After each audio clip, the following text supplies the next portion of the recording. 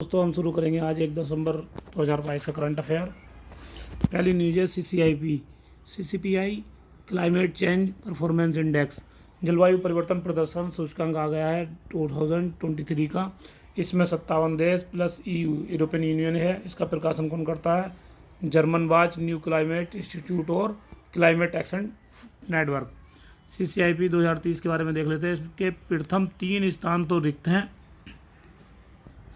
और 4 से 8 के बीच में देखिए। चौथे नंबर पर डेनमार्क है, 5वें पर स्वीडन है, 6ठे पे चिली है, मोरक्को 7वें पर है, भारत 8वें पर है। खराब प्रदर्शन में चीन है जिसका 51 नंबर है, अमेरिका 52 पर है और ईरान सबसे नीचे 63 पर है। CCPI 2022 में भारत 10वें नंबर पर रहा और G20 में टॉप 10 में एकमात्र एशिया का देश है जो भारत टॉप 10 में है। तो यहाँ से हमने क्या रिकैप किया, भारत की रैंक कितनी है? भारत की रैंक है यहाँ 8। अगर लास्ट ईयर कब थी CCPI 2022 की रैंक 10। ई ऑफिस पहल की शुरुआत हुई है। ESP पहल की शुरुआत कब हुई थी? 2009 में हुई थी। केरल में इडुक्की जो है, इडुक्की 2012 में, हैदराबाद 2016 में पेपरलेस बना। अभी जो न्यूज़ आई है, भारतीय लाल फीताशाही को कम करने के लिए, इसे समाप्त करने के लिए बिहार का पहला जिला कौन सा बना है? पेपरलेस सहरसा, जो इसका कलेक्ट्रेट पेपरलेस बन गया है। तो जिससे कि भ्रष्टाचार को कमी मिलेगी और सब चीज़ पारदर्शी और जवाबदेहिता बढ़ेगी। अब नेक्स्ट देख लेते हैं। हाल ही में 15वां वित्तीय आयोग के अध्यक्ष NK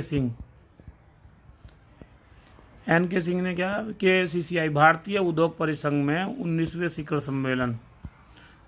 स्वास्थ्य शिखर सम्मेलन में को संबोधित किया। उन्होंने जो है स्वास्थ्य से रिलेटेड कई बातों पर बात की। उससे पहले हम ये देख लेते हैं कि स्वास्थ्य से संबंधित क्षेत्र में संबंधित पहल कौन कौन सी हैं। राष्ट्रीय स्वास्थ्य मिशन, आयुष्मान भारत प्रधानमंत्री जन आरोग्य योजना, राष्ट्रीय चिकित्सा आयोग, प्रधानमंत्री राष्ट्रीय डायलिसिस कार्यक्रम, जननी शिशु सुरक्षा कार्यक्रम, राष्ट्रीय बाल स्वास्थ्य कार्यक्रम। स्वास्थ्य की बात करें, स्वास्थ्य समवर्ती सूची में आता है। द मिसिंग मिडिल ने बोला है कि स्वास्थ्य बीमा सार्वभौमिक होना चाहिए। और ये भी बात हुई है कि 2025 तक स्वास्थ्य पर जो व्यय होना चाहिए वो GDP का 2.5% होना चाहिए। उन्होंने ये भी बात की कि अगर प्रत्येक राज्य अगर अपने बजट में GDP का 8% अगर स्वास्थ्य पे खर्च करेगा तो ये टारगेट पूरा होगा, लगभग GDP का 2.5%। ये करना ही होगा, जो कि एक कठिन चुनौती है, ये भी बोला उन्होंने, जो कि एक कठिन चुनौती है। अगर एग्जाम्पल की बात करें तो मेघालय को छोड़कर कई राज्यों ने अपना बजट 8% से भी कम स्वास्थ्य पर खर्च कर रहे हैं। और 2018-19 की बात करें तो इसका औसत कितना आया था? 5.18%। बिहार, उत्तर प्रदेश और झारखंड का जो स्वास्थ्य पर खर्च है वो तमिलनाडु और केरल के मुकाबले लगभग आधा है। सुखापाई का नदी की बात की गई है। सुखापाई की नदी कहाँ? उड़ीसा में। NGT ने उड़ीसा सरकार को ये बोला है कि 6 माह में इस नदी को पुनर्जीवित करने का निर्देश दिया है। अगर सुखापाई की नदी की बात करें तो ये महानदी की वितरिका है, मतलब डिस्ट्रीब्यूटरी। कटक जिले के आयातपुर गांव में महानदी से अलग होती है और ये तारापुर में जाके मूल नदी से मिलती है। तो इन दोनों के बीच में जो है 40 किलोमीटर का डिफरेंस है कि 40 kilometre as a distributary flow होती है। उसके बाद तारापुर में मूल नदी में जाके मिल जाती है। इसका मतलब सुखापाई की नदी बाढ़ पानी के नियंत्रण को कंट्रोल करती है और नदी के साथ साथ बंगाल की खाड़ी के प्रवाह को भी कम करती है और ये महानदी की महत्वपूर्ण प्रणाली है। क्यूरेटेड जंगल सफारी पार्क, हरियाणा सरकार ने एक क्यूरेटेड जंगल सफारी पार्क को विकसित करने की घोषणा की है। ये पार्क अफ्रीका के बाहर सबसे बड़ा पार्क होगा जिसे सफारी पार्क बोला जाएगा, मतलब क्यूरेटेड जंगल सफारी पार्क। इसके विस्तार की बात करें तो विस्तार जो है अरावली के 10,000 एकड़ को लेकर बनाया जाएगा। अरावली का शाब्दिक अर्थ की बात करें तो ये शिखरों की रेखा है, बोलते हैं इसे अरावली को। अरावली की बात करें तो अरावली 4 राज्यों में है, राजस्थान, हरियाणा, गुजरात, दिल्ली। इसे अरावली सबसे पुराना पर्वत भी बोलते हैं, इसे बलित फोल्डेड माउंटेन बोलते हैं। अरावली पर गुरु शिखर चोटी है जो 5,650 फीट की है। अगर खनिज की बात करें तो कौन कौन से खनिज की संगमरमर, ग्रेनाइट, बलुआ पत्थर, रॉक फास्फेट, जावर जो एक स्थान है जिस पे मतलब सीसा, जस्ता, चांदी की भरपूरता है। यानी कि अरावली खनिजों का एक तरीके से भंडार है।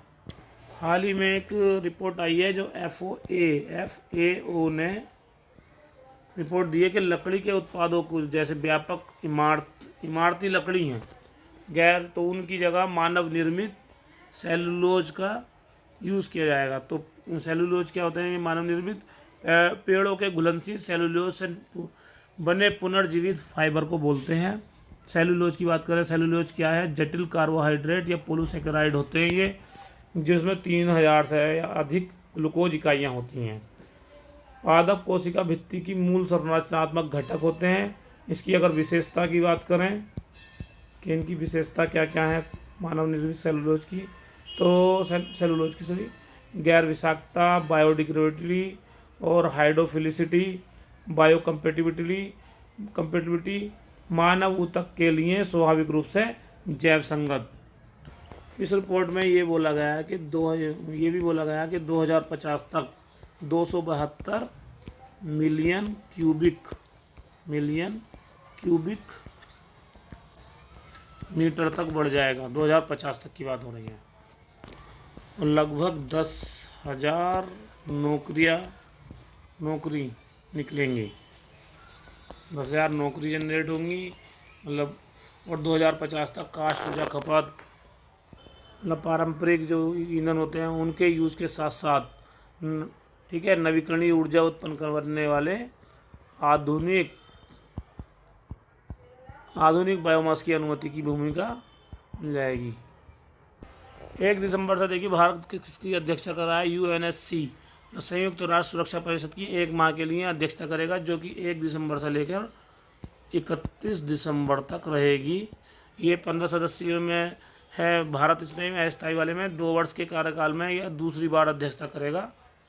और अभी आज से ही G20 की औपचारिक रूप से अध्यक्षता मिल जाएगी। जो पहली बैठक होगी इसकी उदयपुर में होगी दिसंबर के पहले सप्ताह में।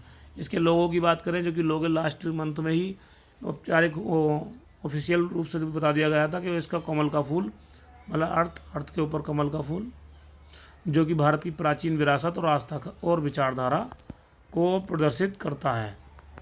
आज की न्यूज़ है कि चंद्रमा सबसे करीब होगा पृथ्वी के। इसमें 14% आकार जो कि इंक्रीज हो जाएगा और 30% अधिक चमकदार होगा। इसे सुपरमून भी बोलते हैं। अगर करीब की बात करें तो कितना किलोमीटर होता है? 3,57,264 किलोमीटर।